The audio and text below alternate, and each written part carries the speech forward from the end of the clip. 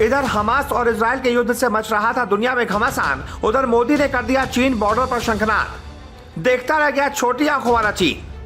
महादेव की जय जयकार और चीन के खिलाफ ललकार। कैलाश व्यू पॉइंट से मोदी ने बदल दिया भूगोल। 75 साल में पहली बार हुआ ऐसा। कैलाश मानसरोवर यात्रा के लिए भारत ने ढूंढ निकाला चौथा रास्ता। चीन की सीमा से सटाकर भारत लगाएगा 5G टावर। सरकार बनाएगी होम स्टे। भारत के लोगों के जहन से डर कैसे निकाल रहे मोदी। चीन की सीमा से सटाकर मोदी बना रहे शिवधाम, जहां से दिखेगा कैलाश। जी, चीन की सीमा से सटे 30 परिवारों के गांव की रातों रात मोदी ने किस्मत और सूरत ही बदल दी।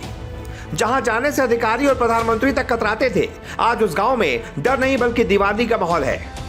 एक दौर तो आपको याद होगा जब कश्मीर के लाल चौक पर दिन में आप नहीं जा सकते थे। आपको वहां जाने के लिए भारी भरकम सुरक्षा चाहिए होती थी, लेकिन मोदी राज में हिंदुस्तान ने ये हालात बदल दिए और अब बिना सुरक्षा के भी उसी घाटी में राहुल गांधी अपनी बहन के साथ बर्फ के गोलों से खेलते हैं। और जिस चीन की सीमा पर पहले 75 सालों में कोई प्रधानमंत्री नहीं पहुंच पाया, वहां पहुंचकर पीएम मोदी ने साधना और पूजा पाठ किया। पीएम मोदी ने देश की स्ट्रेटेजी बदल दी है। इंडिया अब डिफेंसिव नहीं बल्कि ऑफेंसिव हो चुका है। इसके दो बड़े सबूत आज हम आपको दिखाएंगे। पहला, मोदी की बदली स्ट्रेटेजी का ही नतीजा था कि भारत के आखिरी गांव माणा को भारत का पहला गांव कहा जाने लगा। माणा भी चीन की सीमा पर बसा हुआ था। इसी तरह पिथौरागढ़ के जोलिंगकोंग के गुजी गांव को भी भारत का आखिरी गांव कहा जाता था, लेकिन अब वो भी पहला गांव कहलाता है और 30 परिवार वाले इस गांव से चीन की सीमा नजर आती है। यहां से कैलाश पर्वत भी दिखता है। पीएम मोदी ने सबसे पहले पिथौरागढ़ में कैलाश व्यू पॉइंट से आदि कैलाश के दर्शन किए थे। फिर भारत चीन सीमा से सटे गुंजी गांव गए थे। बाद में अल्मोड़ा में जागेश्वर धाम पर माथा टेका था। पीएम मोदी ने पिथौरागढ़ जिले के जोलिंगकोंग में पार्वती कुंड के पास जहां ध्यान लगाया, वहां से आदि कैलाश के दर्शन किए जा सकते हैं। अभी तक कैलाश दर्शन के लिए भारतीयों को वीजा लेकर तिब्बत जाना पड़ता था। अब कैलाश पर्वत के दर्शन के लिए पिथौरागढ़ में ही व्यू पॉइंट मिल गया। हमारी बात आपके लिए कोई मायने नहीं रखती होगी, लेकिन जोलिंगकोंग गांव के लोगों के लिए बहुत बड़ी बात थी, क्योंकि आजादी के बाद से अब तक कोई भी प्रधानमंत्री इस गांव में नहीं पहुंचा। देश में 18 प्रधानमंत्री हुए, लेकिन अब तक चीन के सीमा से सटे कैलाश व्यू पॉइंट के सामने पहुंचकर पूजा पाठ, साधना और मां पार्वती की सेवा करने की हिम्मत किसी भी प्रधानमंत्री ने नहीं दिखाई, जिसे मोदी ने कर दिखाया।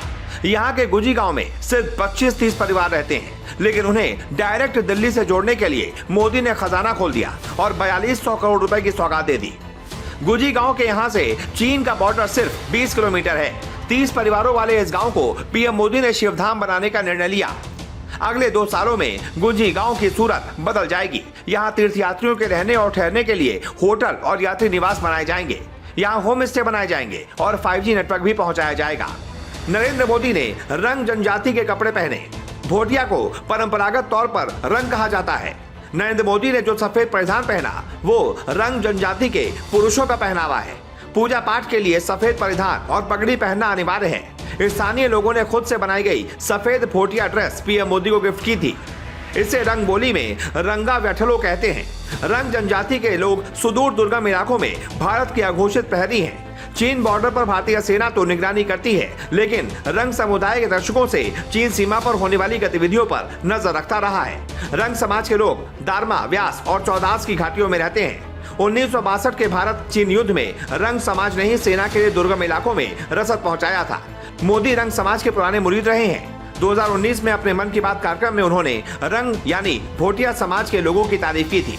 सनातन धर्म में जोलिंगकोंग के पार्वती कुंड की धार्मिक मान्यता है। शिव पुराण की कथाओं के अनुसार पार्वती कुंड को गौरी कुंड भी कहा जाता है। इसी कुंड में स्नान से पहले माता पार्वती ने गणेश की रचना की थी और उन्हें जीवन दिया था। माँ गौरी ने गणेश को प्रहरी बना दिया था। जब भगवान शिव कुंड के पास आए तो गणेश ने उन्हें रोक दिया। नाराज शिव ने गणेश का सिर काट दिया।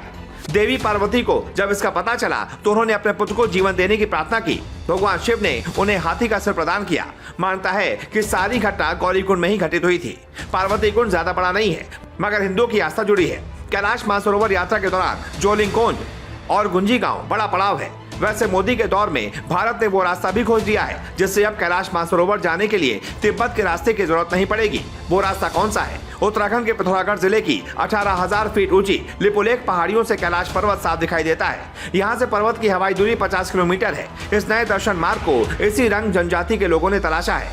करीब 3 महीने पहले उनकी सूचना पर पहुंची अफसरों की टीम ने रोड मैप, लोगों की ठहरने की व्यवस्था, दर्शन के पॉइंट तक जाने का रूट सहित अन्य व्यवस्थाओं के लिए सर्वे किया। लिपुलेख के जिस पहाड़ी से कैलाश पर्वत दिखता है वो नाभिढांग के ठीक 2 किलोमीटर ऊपर है। यहाँ से 4-5 दिन की यात्रा करके कैलाश पर्वत के दर्शन किए जा सकते हैं। श्रद्धालुओं को सड़क पार्क से धारचूला और बूढ़ी के रास्ते नाभिढांग तक पहुंचना होगा। इसके बाद 2 किलोमीटर की चढ़ाई को पैदल तय करना होगा। स्थानीय लोगों का यह भी दावा है कि पिथौरागढ़ के ही जोलिंगकोंग से 25 किलोमीटर ऊपर लिम्पियाधुरा चोटी से भी कैलाश पर्वत के दर्शन हो सकते हैं। पियाधुरा चोटी के पास ओम पर्वत, आदि कैलाश और पार्वती सरोवर है। यहाँ से कैलाश पर्वत के दर्शन होने से इस क्षेत्र में धार्मिक पर्यटन का स्कोप बढ़ेगा। अभी तक कैलाश मानसरोवर की यात्रा 3 रास्तों से होती है। पहला लिपुलेख दर्रा जो उत्तराखंड से होकर जाता है, दूसरा नाथू दर्रा जो सिक्किम से होकर जाता है और तीसरा काठमांडू से होकर जाता है। इन तीनों ही रास्तों पर कम से कम 14 और अधिकतम 21 दिनों का समय लगता है।